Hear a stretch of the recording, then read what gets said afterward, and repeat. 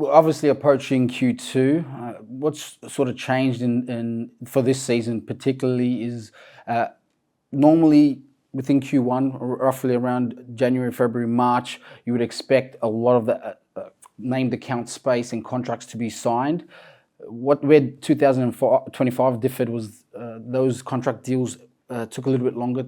We're starting to see those deals filter through now and be signed and negotiated, which was sort of resulted in a bit of a shift in the way the FAK market has been impacted. As an example, you would anticipate in April rates to be very low following March.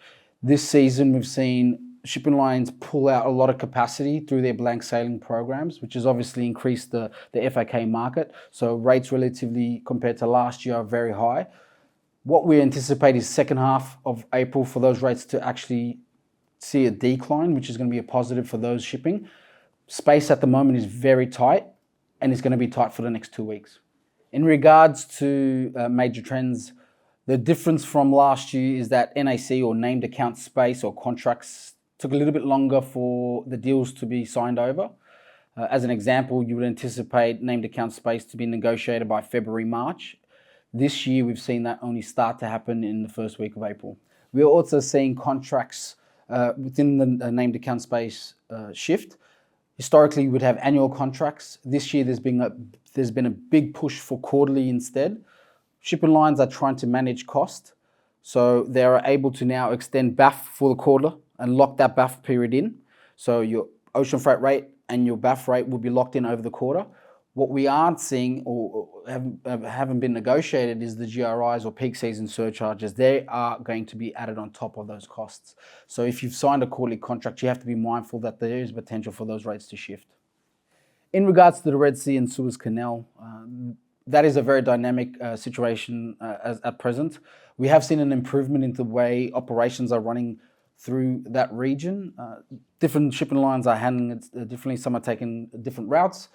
For instance, in the LCL market, we are seeing what they call cost recovery programs just to manage that additional cost to the carrier. FCOs is going to be dynamic month to month. In regards to disruptions, we have seen with the recent event of the cyclone Alfred that hit Queensland and extended flooding, operations were impacted. When there's heavy rain or wind, high winds, it does impact the stevedores operations. You know, think about it this way: an FCL container is practically a sail with the wind pushing against it. They cannot move the cargo in that in high wind scenarios.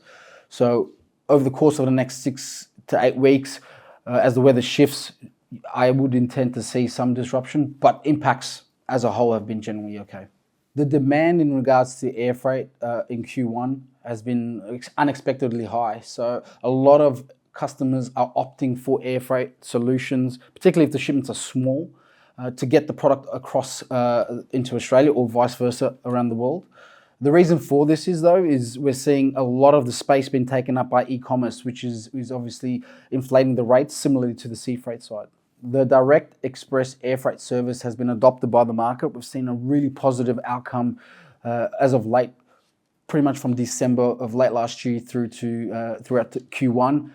We've increased our ability to attract really strong rates as well as support those in the wholesale market to grow their business as well.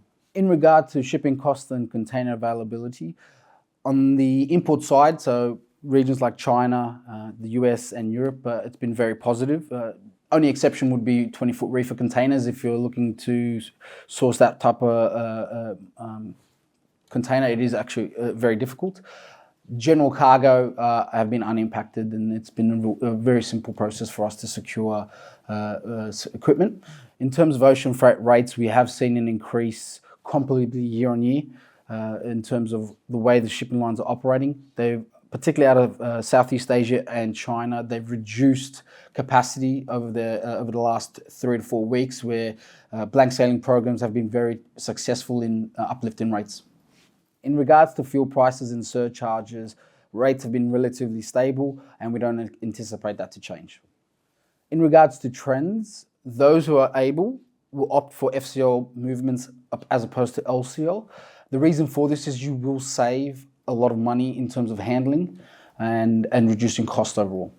The advice I would always extend to importers in Q2 is to be very active with your freight forwarding partner. At International Shipping Services, we tend to work with a three-week advance lead time in terms of coordinating bookings. And the reason for this is, as shipping lines tend to employ their games as such as blank sailing programs and space contracts, you need to know that we can secure the space for you. In regards to exporters, it's actually very positive. Rates are very, very stable, and we anticipate rates to come down as well.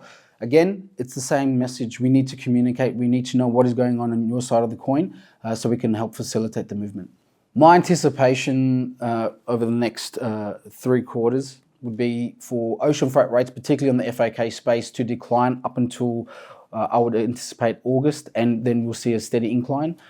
I'm still on 2 minds of whether or not NAC or named account space is going to be better off against the FAK market or spot market, and the reason being is I do believe it's going to be soft until at least Q3. In regards to our data-based solution, our technologies will help us identify your buying and shipping patterns, which will enable us to uncover potential cost reductions without minimizing or impeding our service. The highlight for International Shipping Services so far is it's actually very positive. We've increased our sales, we're actually increasing the size of the team, and we're looking to expand into further markets, particularly into Melbourne and Brisbane ourselves.